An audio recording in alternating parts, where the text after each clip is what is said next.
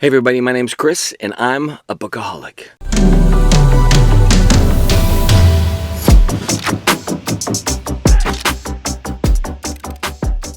Welcome to the channel. So basically, here's the truth. I'm a little bit crazy. There's no doubt about it. And everybody has their passions, their obsessions, their things that they spend their money and their time and their efforts and their energies on. And I told all my kids, I'm just not going to know your names. I'm going to focus on what's important to me. So I've been basically a book collector, a book reader, a bookaholic most all of my life. And I won't go into the details, but it involves reading. So here's the thing. I want to do every single month a wrap-up, a month at a glance, What just happened? I don't know what I'm going to call it yet. So, but it's, the big wrap-up. And because I'm starting this at the end of November 2022, I want to include October. So October, November. My November was not as aggressive in terms of reading. The two together make for, a good video. So I think what's going to happen is it'll be every single month. I put together a list for every month of the books I'm supposed to read, and I'm going to do my best to honor that. And by saying that, I mean I'm just going to do whatever the crap I want. All right, so I have a lot of books in my house, and one time my daughter counted. She said that there were at that time close to 20,000. Well, it's been a while. We'll just say it's surpassed it. And you're thinking, how do you do that? Well, we don't pay our mortgage. So I've been collecting books and thinking about books and doing all that stuff for most of my life. So when I moved, my wife and I knew we got to find a house big enough for our kids and for the books. So those are the two things I guess we're going to keep. And maybe our photo albums. And people are like, what's a photo album? All right, so here we go. We're going to jump into, a month at a glance, or, what did I just read, or what's up? Okay, so I made a list, and I'm checking it twice. So you can tell right now, you should not drink coffee, but too late for that. I'm going to start with October because, it happened already. So October, I was part of this awesome little kind of reading fest, and there were a number of teams, and then we were trying to accrue points, and then take points from the other team, and it was kind of awesome. I'd never done that before, so it was fun. All right, the first book that I read in October, not necessarily, the first in the month, but the first I'm presenting to you, thanks for the clarity, no one cares. Okay, is The Dead Zone by Stephen King. I actually think this book still holds water. It was phenomenal. I give it 5 stars. I think it's something that it basically addresses major primary themes: good and evil, corruption, integrity. What are you willing to sacrifice for? Lost love. There's some amazing themes in here, and it's fantastic. You certainly have an individual who has some powers, understanding, insights. Maybe you can call it the shine. I also really like this book because there's a bit of a mystery in it, and I'm a sucker for mysteries. So I really loved this book. I'll probably revisit this again next year in the October time frame. It was kind of cool. This is my first time reading Paul Tremblay, and I loved this. Survivor Song. It deals with kind of a pandemic of sorts. I wonder what that would be like. Tragic. So thankfully, in this book, it doesn't last as long as what we all went through, but, the loss is great. And the question of how are you going to make it and what happens to a person in these kind of circumstances, and what part of themselves do they lose, and, who's really sick at the end of the day here? Is it the people who are dying of that particular illness and, in the pandemic, or is it that sickness that's within us all, and that kind of comes out in sometimes crisis moments? So, you have the heroic and you have the villain so often. And I really liked this idea of journeying towards hopefully wholeness and the trauma of that. In some ways, it's kind of a little bit of a picture of life at times, Things happen that are unexpected. There's a great moment in the beginning. I remember in the beginning of this book, I was like, what just happened? Like, I cannot believe that just happened. And I also like the way that this was written in terms of kind of the feel. That really showed you nothing. So, but there's some kind of cool, just visual compliments to the book itself, like some speckled pages, and there's some big breaks here with, chapter breaks that kind of help move things along for you. And there's no pictures, but that's okay. So Paul Tremblay, I mean, this to me was a good probably introduction into his work. I know he's got a number of others that I'm jumping into and we'll be reading soon, but for me this was the first and it worked out great. Here's another 4-star book that I loved by Haruki Murakami, South of the Border, West of the Sun. And this, as many of you may already know, takes place, of course, in Alabama. It does not. It does not at all. You have this affluent, eventual business owner who, in a lot of ways, is kind of telling a bit of his story of love, found love, lost love. What does that look like when a person is trying to find wholeness and meaning, and they think that that's going to be complemented by another person, and then that doesn't work out, and then there's other kind of reveals of what love can look like in these different relationships. And there were things about this book that are a little bit edgy. So if you're looking for a PG read, this ain't it, yo. But it's phenomenal because I think Murakami's a fantastic and an important writer, and I think he's dealing with something that a lot of people have wondered, which is, what would have happened if I stayed with that particular person, or what would happen if I kind of reinvented myself entirely, and what happens if I'm in a relationship where I'm not happy, and if things are not necessarily the way I want them to be, but they're not bad, So, I mean, there are a lot of themes here that are familiar to people who have ever been in relationships. And so I think that because of that, this book has resonated with a lot of people, and I enjoyed this book. I was frustrated many times throughout this book. If you've never read Murakami before, I don't know if this is exactly the place I would have you start, but for those of you who have been in the zone wondering, hey, what do you think of that book? Yeah, of course. But just know that it may cause a little bit of trigger kind of warning here and there with regards to relationships. Another book that I read, which I actually have, but I cannot find in my stacks here, is As You Wish.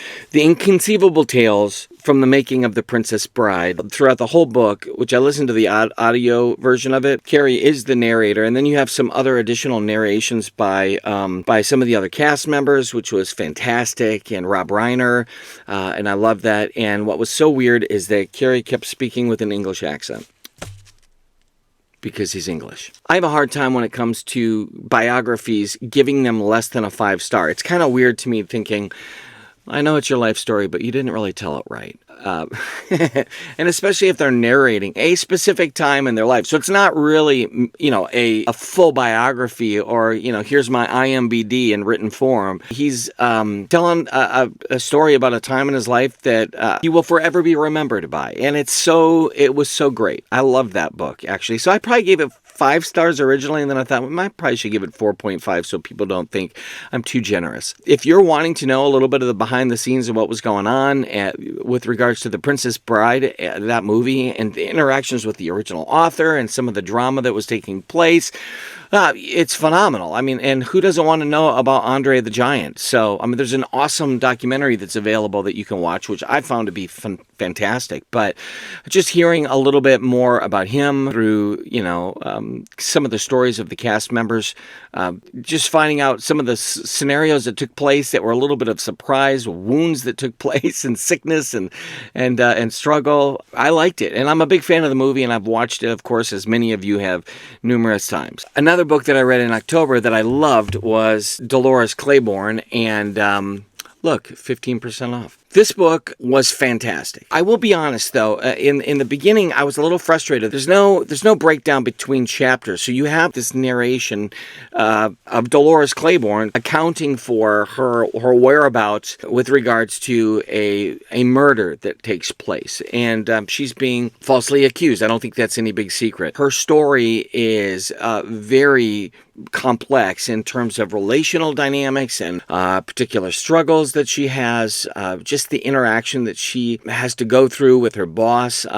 Really, she's surrounded by constant abusive situations in the workplace and at home, and it's very difficult. So yeah, there are a variety of trigger warnings here for those of you who are obviously sensitive, understandably so, to sexual struggles and hurts. There's some of that going on in here, so be careful. But I will say that at first I really was struggling with this book, and part of the reason is, one, I have Kathy Bates's voice in my brain because she played Dolores Claiborne in the movie, but two, I felt like some of the dialogue and the way that the character Dolores Claiborne speaks, it just seems super stereotypical, like aggressive Louisiana Southern, and I'm thinking, aren't we up in Maine? I think that, and Stephen King would certainly know that this is complementary to that particular region, and it fits, and it's natural, and it's not forced. So while at first I struggled, there was no chapter breakdown. You're thinking, like, when do I take a break? I had to get up and go drink coffee or whatever. So where do I stop? Part of that is understandable because you're kind of sitting with the interviewers, listening to her tell the tale, and it's not like they're all getting up, leaving 15 minutes, at a time. So yeah, there's a couple of natural, obvious places where you can take a breath and move on, but you're going to sit down and just fall into the flow of this. And what I found is at some point it kind of clicked, and I was obsessive about it. I just kind of plowed through it, and I thought, this is one of my all-time favorite books now. I mean, it's 5 stars. There's no doubt about it. It's so good. Not only did it hold up then, it holds up probably even more. It's more applicable at times even now. So if you've not read this is a great book for you if you've never dived into the world of Stephen King. That being said, of course, there are a couple little warning things that I already mentioned. Another book that I read during October, which does not seem like a very October book, but I listened to the audio version of it, Crying in H Mart by Michelle Zarner. I think it was a phenomenal book. And actually, I have a feeling if I read it again or re-listened to it again, I would probably give it even more, a 4.5 to 5 stars. What I loved about this book is it deals with loss. And most everyone that I know has dealt with the loss of someone that they love and that they care about. And I think this book does a remarkable job of talking about how you process that, and just how, even for this particular individual, she wasn't necessarily brought to tears at maybe, let's say, the funeral, but for her it was walking into this grocery store because so much of their relationship was connected to food. And, one of the things that was so kind of disheartening for me, especially as a father and a husband, was just the kind of some of the relational, obvious dysfunctional dynamics that would happen between, her mother and herself, and even her father and herself at times, and how just this feeling of not measuring up and wanting to be pleasing to her parents and not being so. It was tough. I ached for her, and I think that shows the sign of a phenomenal writer, that she can invite me into that story and feel the feelings that she was having when it came to that parental dysfunction and the struggle, and yet the great and extreme love that she had for her mother, and wanting to continue these traditions both from her family lineage and heritage to just kind of the circumstances and situations that were happening at that time, taking the good out and leaving the bad as much as she could. Another book which I found to be phenomenal,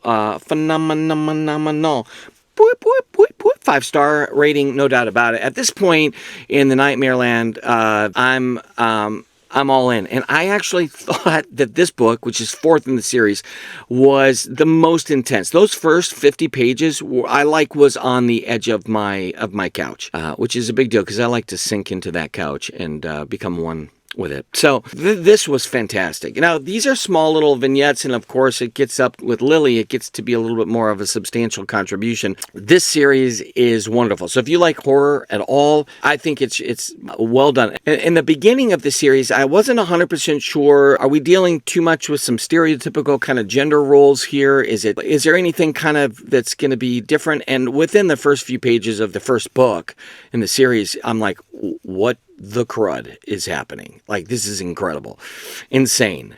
I'm scarred for life. So I just couldn't stop. I couldn't stop reading it. So I'm on the next book in the series now, and this one was crazy. It's so good. I really don't get freaked out too much in books, and if I had to say honestly, this book kind of wigged me out a little bit in the beginning. It was awesome. Stephen King's revival. You're like, did you just read Stephen King? Well, yeah. I mean, that was kind of the whole point. I'm going to read a ton of Stephen King.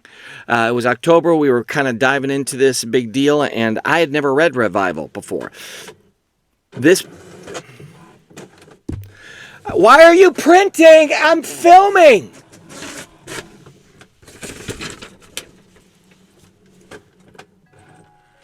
This was unbelievable. And I'm not going to give you a big book review here. I'm just going to say, read it. It was so good. I was a little hesitant to read this because I partly thought, is this just going to be some sort of stereotypical making fun of religion, kind of book? And it was not. It was so well done. This book was fantastic. There's a little bit of a nod to the music industry in here, the band life and recording, and that's something I'm very familiar with. And I really, really love this book. 5 stars.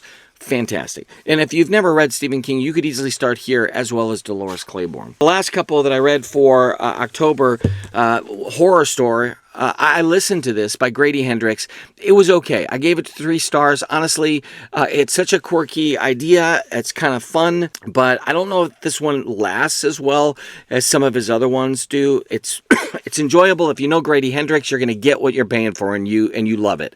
So I'm a big fan of him, and I'm probably going to read most everything he writes anyways. So I'm not disappointed. It just was not like, oh my gosh, that's phenomenal. The book itself is really kind of fascinating. All craziness takes place in some sort of a makeshift IKEA, and it's kind of got some funny little moments. So the last one in October that I did finish, so I think I got around 10 books done in October, was the Letter of Blackjack by A.R. Witham. I'm gonna do a little bit more of a review on this later, but this was fantastic. And I listened to the audio version of this from him. A.R. Witham is the narrator. All I kept thinking was like, everyone I know could love this book. Like, that's a rare thing. And not only that, he deals with the real dilemma of loss, trying to find ways to cope. Who are you? Matters of greatness, the reality of brokenness and struggle. You have little pieces of almost like the Goonies and Raiders of the Lost Ark. And I mean, every single thing that as a kid that you thought was like amazing and exciting and adventurous, whether it be pirates and dragons and wizards and knights and battle. I mean, it's all here. Love and jealousy. It's so good. I will talk about it later. So, Blissful Ascending by J.C.M. Byrne. This is the Hybrid Helix Book 1. He's got 3 out that I'm loving. I'm actually on the 2nd right now, and I can't get enough of this. Absolutely a must read. It's like a superhero in space. I mean, that's such a ridiculously simplistic kind of idea, but you have imagery of all the great superhero stories, and you have, kind of some Star Trek vibe, and you have all of the things that you love about science fiction and kind of these superhero qualities, and yet you really cheer for the humanity even of Rohan. So I can't get enough of that book. The 3rd book I don't have a copy of is Ungodly by Braden Riddick. I got this idea to read this book from Leslie over at The Nerdy Narrative, and she loved this book. And I did like this book a lot. Actually, I liked the book a lot, especially in the beginning. He kind of lost me a little bit in the middle. What I felt like was, I'm not sure which character I'm supposed to be invested in. That's what I struggled with. And, it becomes obvious, and at some point you realize, oh, okay, cool. I'm there now. I get it. In the end, again, I'm not looking at this thinking that's real life. That could so totally happen. But you suspend a little bit of logic, and then you enjoy the story, and that's what I did, and I liked it. I would say I gave it 3 stars only because I wasn't like profoundly moved. I mean, I had read some amazing books in the last month, and that month already with November was crushing it. I also read, which I do not have a copy of this, The Tales of the Sun Eater Volume 1 by Christopher Rocchio. I had never really read any of the Sun Eater series, which I know it's going to happen, but this was my first kind of introduction to it, and I love this book. So a bunch of small short stories, you're introduced into the world. I'm in. Some of these stories were so unbelievably good. It was incredible. So yeah, 5 stars, no doubt about it. So anyways, those are a few of the books a month in advance. I promise next time I'll be faster. I'm getting the hang of this. This is new for me, so I'm going to try not to bore you, but you guys, thanks so much, man. I love this stuff, and I hope you do too. See ya.